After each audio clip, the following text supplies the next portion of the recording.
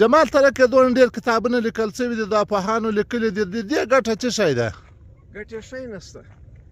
انسانیت یې تقسیم کړی دی، انسانیت یې تباه کړی دی، په رنګ و نسل یې تقسیم کړی دی. ګوره انسان چې کتاب لیکي، انسان اول د پښتانه خیال ساتي، له پښتانه سره دا نور قومونه وهي.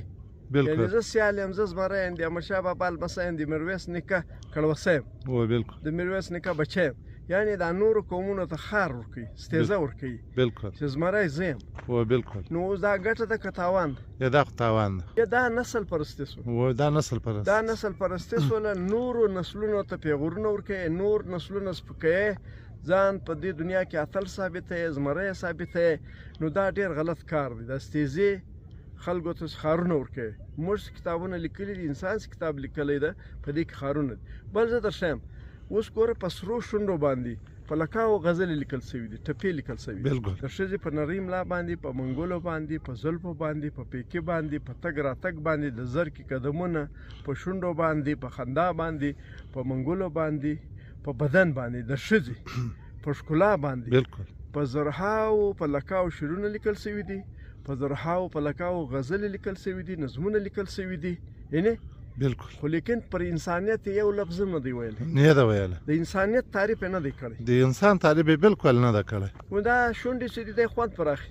بالکل. یعنې نجلۍ په صفت خطا باسي، بالکل، ځان ته راجع کوي، ځان ته متوجه کوي، بالکل، یعنې بلیک میلوي په دغه شعرونو باندې. بالکل دغسې. یعنې درواغ صفت یې کوي، شپه ورسره تېروي، سهار ځي، په کیسه کې لا نه دی.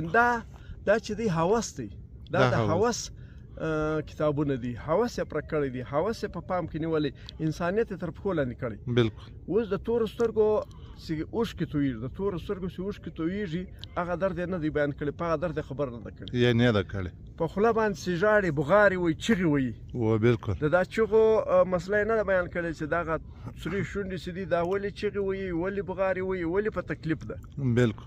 یعنې د یو ښځې مشکل ستونزې په دو باندې په دوی شعرونه نه دي لیکلي د ښځو پر مسایلو چې دا ولې خرڅېږي. خالي په ښکلا یې لیکلي.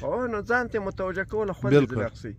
چې ښځه خرڅېږي، نجلۍ خرڅېږي، د ولور په نامه سپین ږیري ته ودېږي، په درو بنو ورکول کېږي، ارمانونه یې وژل کېږي، مستقبل یې تباه کېږي. په دا یو شعر هم نه دی لیکلی، یو کتاب هم نه دی لیکلی، یو لفظ هم نه دی لیکلی. بالکل. بل دا کتابونه چې لیکلي پوهان، دا ادیبان، دانشوران، لیکوالان، شاعران، دوی کتابونه لیکلي دي. په مور اصلي شی څه ده؟ منبع. د دې دنیا منبع څه ده؟ د دې دنیا ژوند څه دی؟ بالکل. د دې دنیا خوند څه دی؟ او دا دنیا په چا آباده؟ دغه مور ده. بالکل. د مور صفت یې کړی؟ یا نه ده کړی. دغه خلکو چې د مثال په سرو شونډو یې ډېر باس کړی، دغه یې د مور باس نه ده کړی. په مور یې باس نه دی کړی. په مور یې کتاب لیکلی، په مور یې شاعري کړې، په پلار یې کړې، په خور یې کړې، په لور یې کړې، مشکلات یې بیان کړي، د لور مسلې بیان کړي. د یوه هم نه دي بیان کړي. دا یې ویل دي چې ولور چې دا فتنه او فساد ده. بالکل. لور په بنو مه ورکوئ، دا جرم دی، دا ناروا ده. دا یې ویلي. یا نه دي. سپین ږیري ته مه ورکوئ، دا یې ویلي. یا نه دي ویلي. زموږ لیکوالان، دانشوران، پوهان دا د دې کام مجرمان دي. بالکل دی. دا کوم کتابونه چې په کورو کې دو ته اور واچوي. بالکل. دا کوم کتابونه چې ایښي دا موږ ته چې اوس پراته دي، دا موږ چې وایي دا د انسانانو کتابونه، دې ته اور واچوي، دا د ویلو نه دي. دو ته باید اور واچول شي. بل په پښتانه باندې په دا تېر 50 کاله کې څه ناورین تېر شو، څه تبایان باندې راغلې، څه ظلم وحشت باندې تېر شو، څه ظلمونه ورسره وشو. دې غټ ظلم شته؟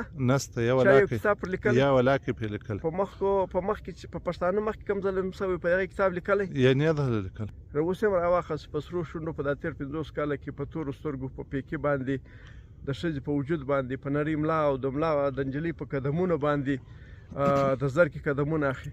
په دا باندې اوس هم په لکاو شعرونه لیکلي دي، په زراو کتابونه لیکلي دي. دا د خپلو مفاداتو کتابونه لیکل شوي دي. زه دا وایم دا کتابونه چې دي دا ټول د هوس کتابونه دي. انسان چې کتاب ولیکي څه معنا لري؟ هېڅ معنا نه لري. هېڅ معنا نه لري. دا بې مقصده دی. دی فساد راوړي، دی تضاد راوړي، دی انسانیت تقسیموي، دی چاته خار ورکوي، دی ځان پوهان ثابتوي چې زه پوه یم، زه دانشور یم، زه سړی یم. نور په انسانانو کې سړیتوب نشته.